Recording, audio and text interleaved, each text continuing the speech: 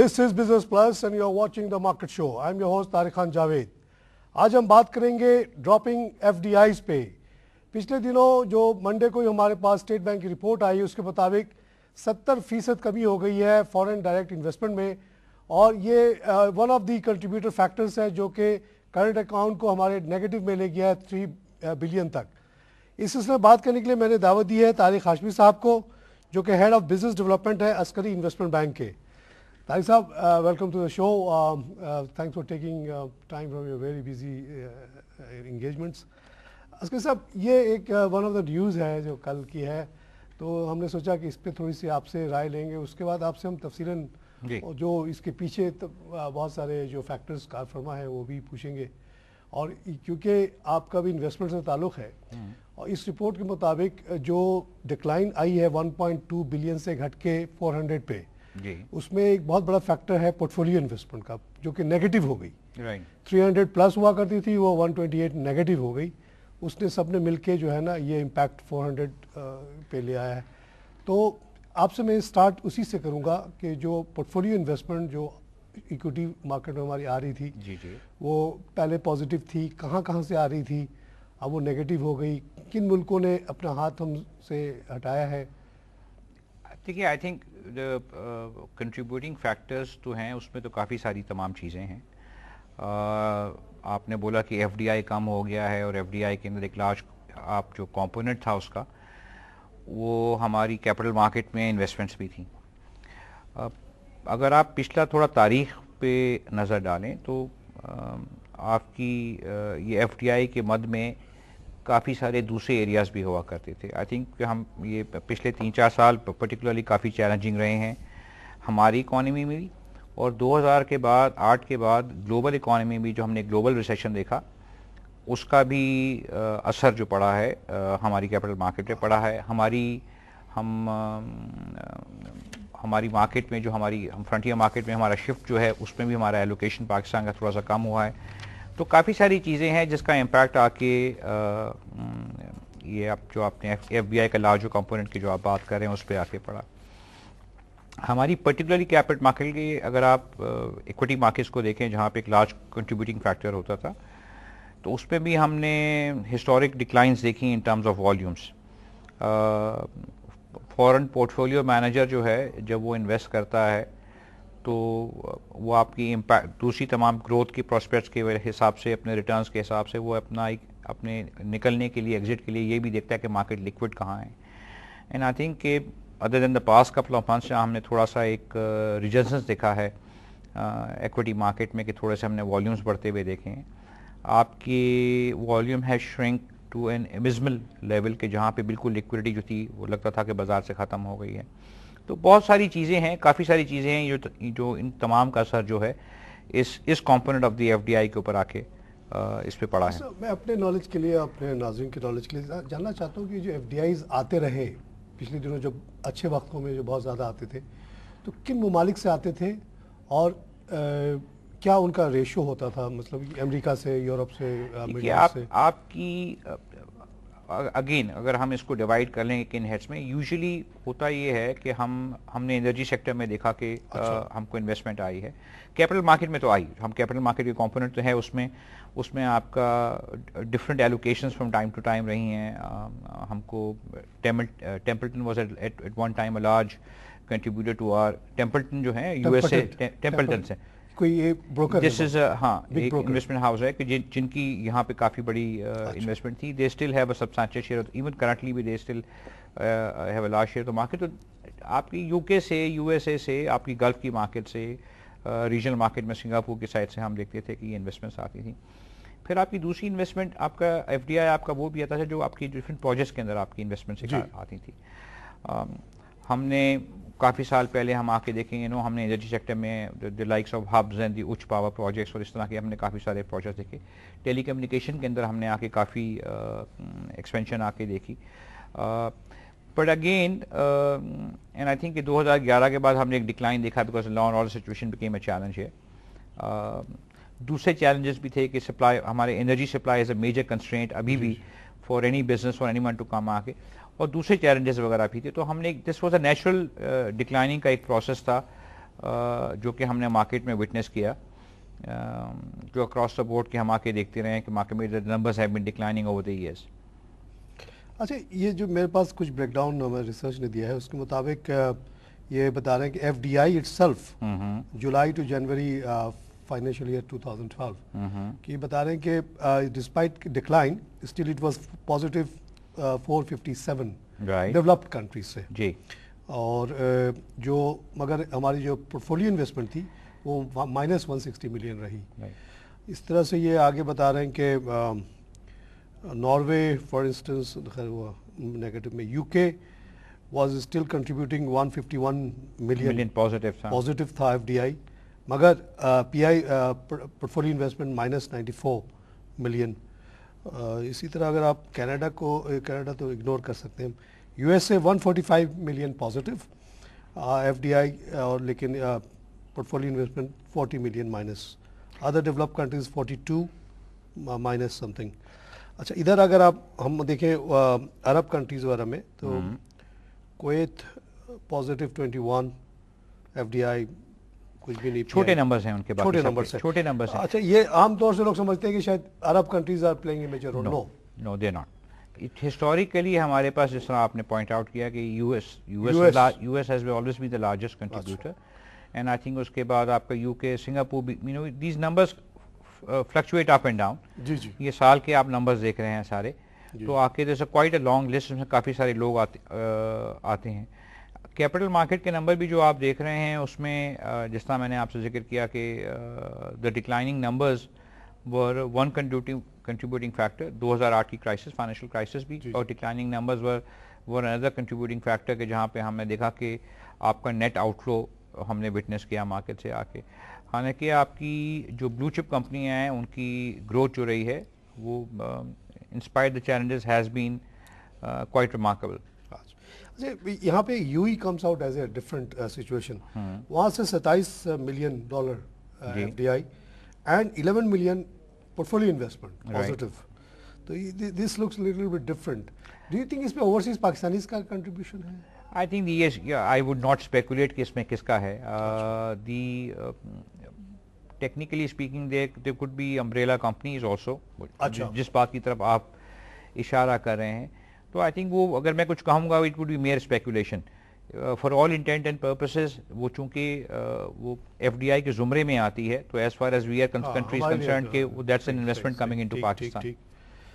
अच्छा, ये तो हो गई कि ये सब तो फैक्ट्स हैं और we can't do anything much about it, लेकिन आप एक बड़े सीनियर कमेंटेटर हैं, तो आपके प्रेजेंस का फ़ायदा उठाते हुए मैं थोड़ा जानना चाहता हूँ कि what's your sort of solution to this situation which we are in now. Problem तो सबको पता है, रोज़ाना दिन रात बात होती रहती है, कुछ आपके पास कुछ ऐसे आइडियाज़ होंगे जो अगर हम अडॉप्ट करें, हो या ना हो आप कह तो दें, कुछ नई लीडरशिप आने की बातें हो रही हैं, आप उन्हीं को एड्रेस कर दें कुछ अपने तरफ से। देखिए, आई डोंट नो कि नहीं, आई मीन आगे क्या होना है, अगेन वो स्पेकुलेशन में चला जाता है। जब आदमी बीमार हो तो उसको ये पता होता है कि इस बीमारी का इलाज करना है, ठीक है। अब वो इलाज अगर हम आम बीमारी से ले लें तो उसका उस इलाज तक पहुँचने में मुख्तलिफ डिफरिंग ओपिनियंस होते हैं। कुछ लोग कहते हैं कि जी मुझे होम्योपैथिक इलाज करना है, कुछ हिकमत करेंगे या कोई एलोपैथिक इलाज करते हैं। नेट पर्पस जो होता है वो ये होता है कि ये जो भी बीमारी है इसको दूर करते हैं। तो आई थिंक जो जिस चीज़ की ज़रूरत है, जो हम एक अरसे से हम विटनेस कर रहे हैं कि परहैप्स हमारे उस बीमारी को दूर करने की विल अगर क्रिएट हो जाए, अच्छा, तो ऐसी चीज़ नहीं है कि पाकिस्तान में ऐसा कोई चैलेंज नहीं है कि जिसको हम दूर ना कर सकते हो। आई सिंपली फील कि it's a lack of will. मेरा ओपिनियन, मेरा हम्बल ओपिनियन यही है कि I think it's a lack, अगर वो विल हो तो ऐसा कोई चैलेंज नहीं है जिसको हम ओवरकम ना कर सकते हैं। अच्छा, तो कुछ आप प्रिस्क्रिप्शंस बताएं ना। मेरे पास मैं क्या प्रिस्क्रिप्शन बताऊंगा? ये तो वो वाली बात हो गई कि जी कैंसर इलाज है या ला इलाज मर्ज है। हम तो ये कह रहे हैं कि अगर आप विल कर लो, हमें नहीं अगर इलाज है तो कहते हैं कि जी this no mountain too high. अगर आप एक दफ़ा आदमी इरादा कर ले किसी काम करने का, बहुत सारी चीज़ें हैं। मतलब आप कौन से एस्पेक्ट ऑफ द इकोनॉमी पे हम बात करें कि क्या हम अपने एग्रीकल्चर्स की बात करें या एनर्जी क्राइसिस की सब बात करते हैं कि क्या एनर्जी का जो क्रंच है वो फिक्सेबल है, या आज गैस सप्लाई की शॉर्टेज है क्या वो फिक्सेबल है, या इकोनॉमी में जो हमने एक इन्फ्लेशनरी प्रेशर देखा या इंटरनल बोरिंग, तो मतलब बहुत सारी चीज़ें हैं। कहने का मकसद ये है कि इन तमाम चीज़ों का इलाज है, अगर विल वहाँ पे हो उन चीज़ को ठीक करने की, तो I think all of these are fixable. इसी पे मैं एक और सीरियस इशू पे लेकर आता हूँ आपको, वहाँ से शायद हम फिर सॉल्यूशंस की तरफ जाना शुरू करें। कल ही की जो रिपोर्ट वो ये भी है कि हमारी जो डेट टू जीडीपी रेशियो है वो बढ़ते बढ़ते 65% हो गई है। राइट। और एनालिस्ट ये बता रहे हैं कि तकरीबन जो भी टैक्स कलेक्ट कर रहे हैं विच इज़ अराउंड 2 ट्रिलियन, उसमें से 1 trillion is going towards repayment of debt, servicing के लिए। तो अब ये बताइए कि कैसे ये मुल्क चले जब 1 ट्रिलियन आधे तो आप जो टैक्स जमा करें वो दे दें कर्जे उतारने में, 1 ट्रिलियन में मुल्क कैसे चलेगा? इतनी बड़ी आर्मी है, 700 बिलियन तो वो मांगते हैं, सिविलियंस हैं, हमें डेवलपमेंट के लिए भी कुछ चाहिए। How do we do this? And ये जो अभी 65 पे पहुंच गया और ये बढ़ते ही जा रहा है, ट्रेंड कम तो नहीं हो रहा। देखिए इस पे थोड़ी सिर्फ ये कहना कि अगर हमारा डेट टू जीडीपी रेशियो एक सर्टेन परसेंटेज है, डेवलप इकोनॉमीज के debt to GDP ratios are much higher than that. जी जी, ठीक है, बट देयर इकोनॉमीज हम वहाँ पे एक इकोनॉमिक एक्टिविटी भी देखते हैं। परहैप्स अगेन जो हमारा स्पेंडिंग है वो राइट डायरेक्शन में नहीं है, मतलब borrowing, simply borrowing for the purpose of borrowing, या उस बोरो करके उसको आप सही डायरेक्शन में अगर स्पेंड नहीं कर रहे, तो perhaps that is concerning. Boring in itself is not concerning. आप कह रहे हैं कि कंजम्पशन में अगर चला गया तो वो नुकसानदेह, अगर डेवलपमेंट में इस्तेमाल अगर वही मैंने आपसे कहा कि अगर आप डेवलप जीडीपी के, अगर आप ये जो हम डेट टू जीडीपी के रेशियो की अगर बात करें, तो most of the develop economies की debt to GDP ratio are higher than 65%। तो हमारा debt to GDP ratio has over the years increase to this level, and हमने इस इंक्रीज में हमने कोई इकोनॉमिक डेवलपमेंट या कोई ऐसा वो डायरेक्शन नहीं देखी कि जहाँ पे इकोनॉमी को किक स्टार्ट करने में कोई दूसरी चीज़ हो रही हो। तो अगेन बात वही है कि अगर हम डायरेक्शन सही पकड़ लें या हमें विल पकड़ लें, तो चीज़ों को अभी भी ठीक किया जा सकता है। We have in terms of population बहुत सारे एसेट्स हैं हमारे पास। हम मिनरल रिसोर्सेज की अक्सर लोग बात करते हैं, ह्यूमन रिसोर्स हमारे पास बहुत ज़्यादा है, हम लोग इंटेलिजेंट हैं, हम लोग एंटरप्रेन्योरल हैं। आई थिंक अगर आप कैपिटल मार्केट की मिसाल लें, तो हमारी जो अच्छी ब्लू चिप कंपनीज हैं, in spite of extremely challenging market conditions, वो फिर भी पॉजिटिव रिजल्ट्स वो कंपनियां जो हैं वो देती हैं। तो मतलब कि हमारे पास वो तमाम लवाजमात मौजूद हैं कि अगर हमारी डायरेक्शन ठीक हो जाए तो हम पॉजिटिव हो सकते हैं। ये चैलेंजेस हैं और ये लोग ही मतलब हमारे और आपके जैसे लोग ही इसको ठीक करेंगे, ये कोई ऊपर से या बाहर से कोई नहीं आएगा। हमारे अंदर कैपेबिलिटी भी है, हमारे अंदर टैलेंट भी है, हमारे पास वो तमाम रिसोर्सेज अवेलेबल हैं जिससे हम इस चीज़ को ठीक कर सकते हैं। परहैप्स यू नो मेरे ओपिनियन में परहैप्स हम थोड़ा सा मिस डायरेक्टेड हैं। अगर हमारी डायरेक्शन ठीक हो जाए तो ये जितने इश्यूज का आप जिक्र कर रहे हैं, बुलाया कि डायरेक्शन चाहिए हमें कुछ। अच्छा, एक जो आपने बात की कि despite all the challenges lot of our companies are doing well, इस सिलसिले में देखिए इतनी एक पॉजिटिव न्यूज़ है, एकदम लेटेस्ट है ये भी, कि profits of large banks have grown by 27% during 2011, और जो फिगर्स हमारे पास हैं 29 बिलियन पता नहीं हबीब बैंक ने कमा लिया, तो 19 बिलियन एमसीबी ने कमा लिया, even UBL made something like 15 billion, which are very positive results. और वो कह रहे हैं कि जो नेट इंटरेस्ट इनकम है वो बता रहे हैं कि 750 बिलियन की उनकी टोटल इनकम है, उसमें 360 billion is net interest income, यानी कि अगर बैंक कोई कारोबार ना करें, सिर्फ इंटरेस्ट पे डिपॉजिट लें और आगे लगा दें, जो कि ज़्यादा आजकल गवर्नमेंट को ही लगा रहे हैं, तो they can make 360 billion which is more than what ever cost they have. So they live in a very comfortable atmosphere देखा जाए तो। देखिए हमारे अगेन बैंकिंग इंडस्ट्री का जो हमारा स्प्रेड है जिसके ऊपर काम करते हैं वो डेवलप वर्ल्ड से काफी हाई है। आपने कहा कि 7% के रफली एवरेज पूरी इंडस्ट्री की है। बैंकिंग में काम करता रहा हूं 25 साल, बाहर 1-1.5% कमाना हमारे लिए बड़ा मुश्किल काम था। एग्जैक्टली। तो आई थिंक एंड प्लस आपका जो इंटरेस्ट रेट सिनेरियो रहा है बीच में, तो उसमें नेचुरली एक बैंक के लिए जब रिस्क फ्री रेट जो है 14% पे आज से चंद महीने पहले था, तो बैंक के लिए एक रिस्क फ्री लेंडिंग जो थी, जो कि गवर्नमेंट को वो कर रहे थे, उसके ऊपर 14% वो कमा रहे थे, और अभी भी मतलब 11.5 पौने 12% वो कमाते हैं। तो वो पैसा जो कि एक वो लेंडिंग का जो आप बात करें कि वहाँ जाना चाहिए, वो जब तक इंटरेस्ट रेट का फर्दर रिडक्शन नहीं आएगा और बैंक उस साइड पे नहीं जाएगा अपनी रिस्क को मिटिगेट करते हुए, तो ये जो हम इकोनॉमिक एक्टिविटी की बात कर रहे थे नहीं है। तो अंडर द करंट सिचुएशन जो बैंकों के प्रॉफिट आए हैं वो गवर्नमेंट नेट बोरोवर रही है, गवर्नमेंट ने उन्हें काम, ऐसा नहीं है कि बैंकों ने बिल्कुल काम नहीं किया, बैंकों ने काफ़ी काम किया है। और आई थिंक आने वाले दिन जो होंगे, अगर यहाँ से हम फर्दर डिस्काउंट रेट देखते हैं तो we may see these numbers changing slightly.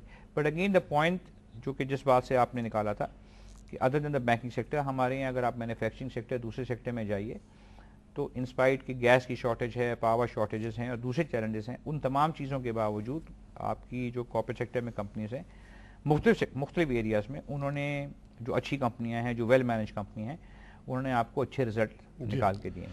जैसे एंग्रो के बारे में बड़ी कंसर्न थी, लेकिन बड़े अच्छे रिजल्ट आ गए उसके। इसी तरह सीमेंट कंपनीज हैं, एंग्रो है, एंग्रो का फूड की कंपनीज है, दूसरी अपने फर्टिलाइजर सेक्टर में दूसरी कंपनीज हैं।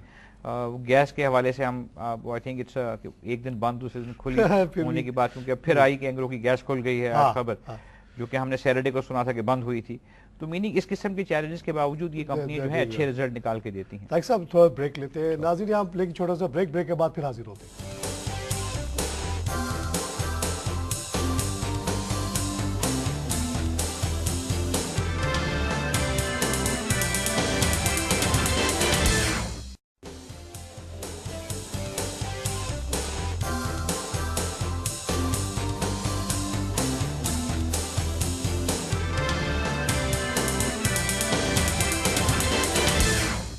नाज़रीन वेलकम बैक। हम बात कर रहे हैं डिक्लाइनिंग एफडीआईज पे, और तारिक हाशमी साहब एक senior analyst who is heading the business development of Askari investment is with me. Tariq साहब ने बड़ी तफसील से हमें समझाया है कि इस इकॉनमी में एक्चुअली चैलेंजेस हैं, लेकिन तमाम चैलेंजेस के सॉल्यूशन भी मौजूद हैं।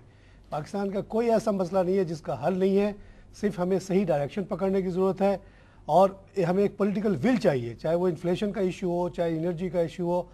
All problems are solvable.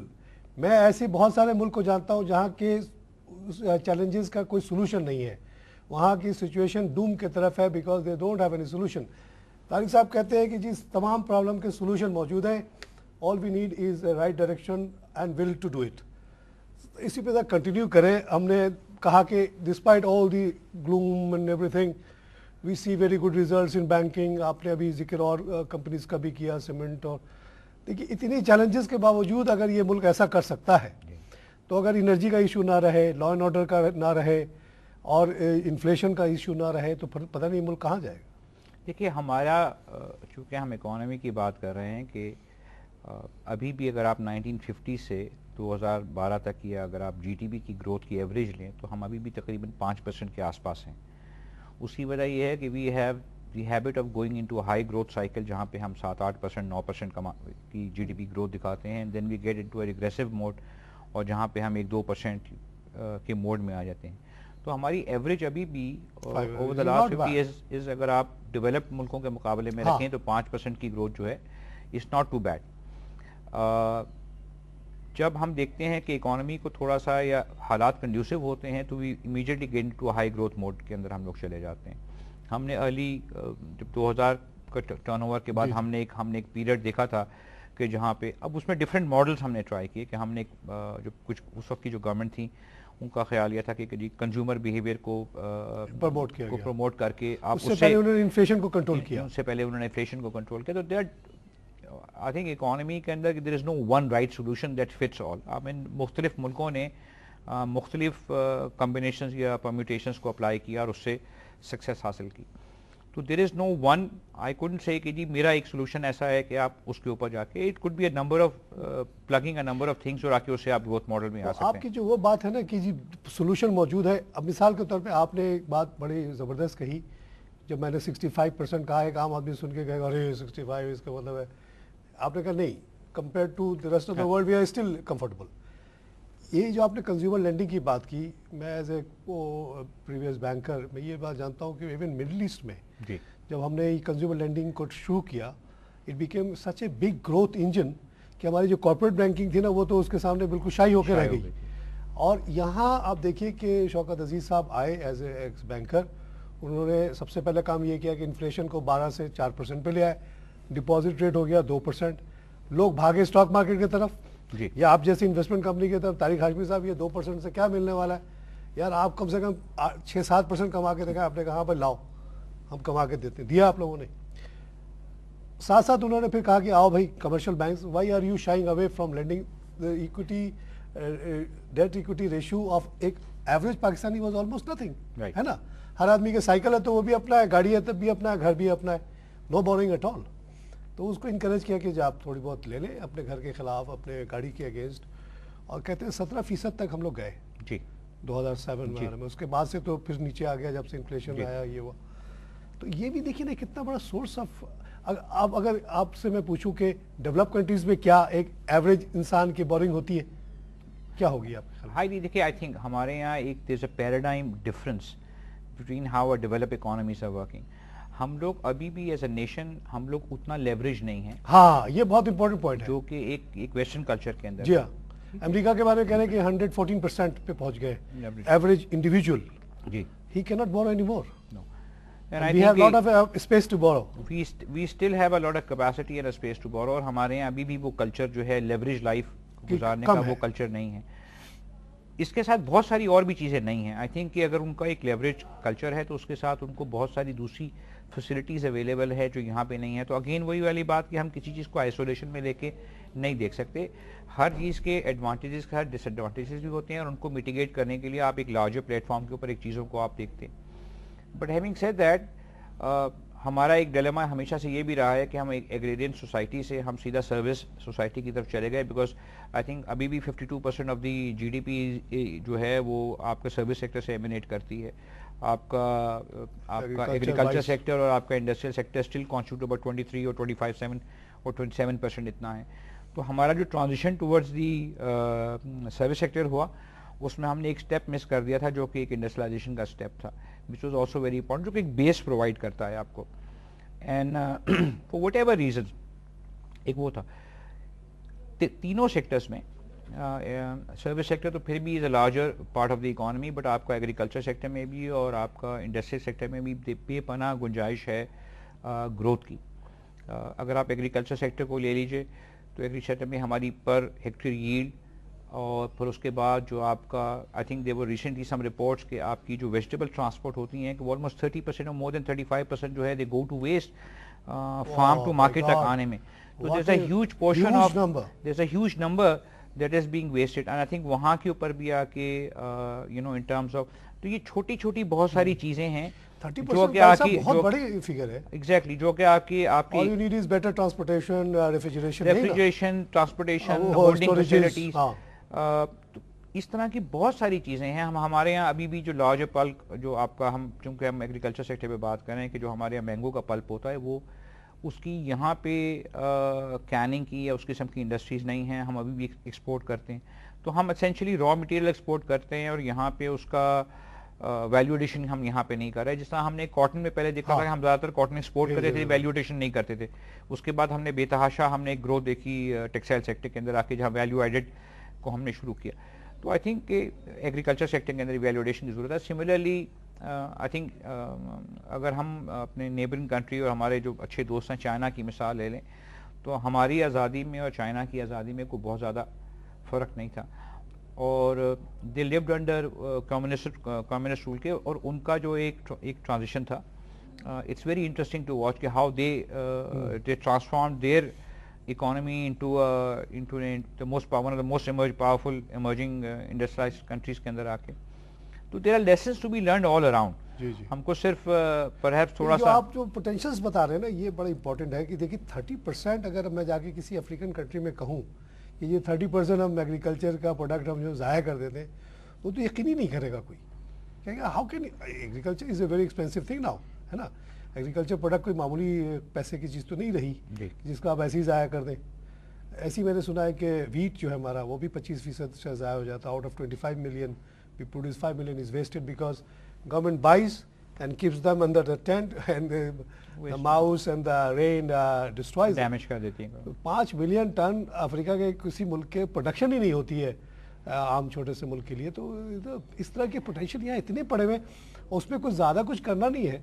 Grain silos banana is not a rocket science, all you need is.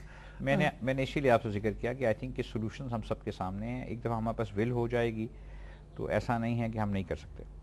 अच्छा, हम लोग क्योंकि फाइनेंस और बैंक वगैरह के साथ से है, इसीलिए हमारे लिए ज़्यादा इंटरेस्टिंग है। ये जो हमने शौकत अजीज़ का वो पीरियड देखा ग्रोथ का, उसमें कहते हैं कि ये जो बैंकों ने कंज्यूमर लेंडिंग की, जो शायद हमारी 1% या 2% होगी पहले, और वो 17% तक गई, उससे हमने देखा कि लोगों के स्टैंडर्ड्स ऑफ लिविंग बढ़े, लोगों ने नई गाड़ियाँ खरीद ली, टीवी खरीद लिए, घर खरीद लिए, और 17% leverage is not, you can not call it unhealthy. आप क्या कहेंगे, जहाँ लोग 114% ले रहे हैं, जो इवन फार ईस्ट में अब जो है ना आम कल्चर हो गया, मलेशिया वलेशिया में आप जाके देख लें 50-60% लिवरेजिंग कॉमन है, इवन इंडिया 30-40% पे आ गया। तो अगर हमारा कोई फ्यूचर का रूलर वही फार्मूला अप्लाई करे कि पहले तो इंटरेस्ट को, there is no ruler in Pakistan, sorry अच्छा जो भी है कोई विजनरी लीडर आए, और ये एग्जांपल्स मौजूद है कि वो कहे कि जी पहला काम करो कि इन्फ्लेशन को 0 पे ले आओ या 1-2% पे ले आओ, ज़ाहिर इंटरेस्ट रेट नीचे आ जाएंगे, और उसके बाद आप लेंडिंग शुरू कर दें। 17-18-20% पे भी आप ले जाएं तो आप सोचिए कि कितनी चीज़ें बिकेंगी। जब घर खरीदा बनेगा तो ज़ाहिर है सीमेंट बिकेगा, मटेरियल, गाड़ियाँ बिकेंगी, हर चीज़ और इकोनॉमी में बड़ी तेज़ी से तब्दीली आ सकती है। Banks can make more money again. देखिए अगेन आई थिंक इंक्रीजिंग और promoting a consumer culture is one aspect of one clog of the bigger wheel. हमारे पास बहुत सारी चीज़ों की कमी है हमारे यहाँ। we still have a tendency in terms of, अगर हम सेविंग्स की बात कर लें, हम आई रिप्रेजेंट इंडस्ट्री जहाँ पे हम कहते हैं कि लोगों को, और इस कहावत है कि one must save for a rainy day और पुट सम मनी असाइड, बुरे वक्त के लिए बचा के रखो। हमारे यहाँ वो कल्चर भी मतलब सिर्फ ये कह देना कि आप अपने आप को ओवर लेवरेज हो जाए और पीछे आपके पास कोई बैकबोन ना हो, सपोर्ट, वो भी अनहेल्दी है। तो I think the solution has to be multifaceted, कि जहाँ आप काफ़ी सारी चीज़ों को एक साथ प्रमोट करें। हमें बचत का कल्चर भी प्रमोट करना है। आई थिंक कि सम ऑफ दी इस रीजन की अगर इकोनॉमीज़ को देखें, आई थिंक चाइना की कोई रिपोर्ट आ रही थी कि उसमें उनका जो सेविंग्स का रेट है वो आई थिंक 50% से ज़्यादा एक्सीड कर गया। And that is becoming a threat also because too much money is being saved and not spent. ठीक है, तो even too much of anything is bad, is bad. I think the purpose again being कि we should, and I think हमारा मजहब भी हमको ये चाहता है कि अपना आप एक बैलेंस रखें, जो भी काम करें आके उसके अंदर रखें। Consumerism is good to an extent. Similarly, I think as a culture we are in the habit of spending beyond our means, कि हम अपनी चादर से बाहर जाके वो पाँव फैलाते हैं। तो we should put away some money, क्योंकि हमारे लाइफ स्टाइल जो हैं वो चेंज हो रहे हैं।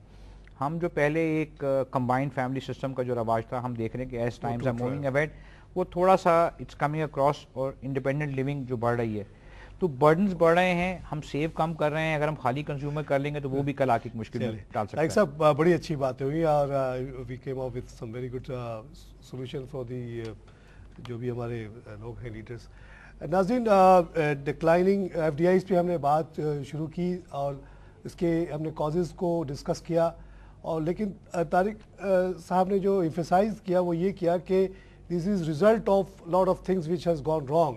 और फिर बाद में उन्होंने एक पॉजिटिव नोट इस तरफ ले आए कि कहने की प्रॉब्लम्स बहुत सारे हैं, सबको पता है, दिन रात इस पर बात होती रहती है, लेकिन सब प्रॉब्लम के सॉल्यूशंस हैं, विल की ज़रूरत है और डिटर्मिनेशन की ज़रूरत है, और एक हम अगर फैसला कर लें कि जी हमें ये मसले को हल करना है, हम कर सकते हैं। Eventually we came to the point के is despite all the negative things, lot of our companies are doing very well, banks are doing well, cement companies are doing well. इन तमाम चैलेंजेस में भी इतना अच्छा रिजल्ट है। अगर ये चैलेंजेस ना रहे तो पता नहीं हम कहाँ पहुँचे। फिर हम बात कर रहे थे कि एक हमने मिसाल ली कि अगर सिर्फ यहाँ कंज्यूमर लेंडिंग जो अब बिल्कुल ख़त्म हो गई है, जो शौकत अजीज़ के दौर पे थी, वो फिर से थोड़ी सी इनकरेज भी हो जाए, 15-20% लीवरेज पे भी हम चले जाएं, तो this society can again see a big boost. और ये 15% की जो है बोरिंग कोई अनहेल्दी चीज़ नहीं मानी जाती। तारिक साहब ने आखिर में ये भी एम्फसाइज किया, as a Muslim we should also not overspend. मगर ये बात मैं 100% एग्री करता हूँ। सिर्फ वो लोग जो साहिब हैसियत है, मिसाल के अगर कोई आदमी 1 करोड़ के घर का मालिक है, अगर वो 17 लाख रुपए ले लेता है तो it's not going to kill him. मगर ये नहीं हो कि आपके पास कुछ भी नहीं हो और 17 लाख का कर्जा लेके आप बैठ जाए, that would be very harmful for you and for the society. इसी के साथ मैं आज का प्रोग्राम खत्म करता हूँ। खुदा हाफ़िज़।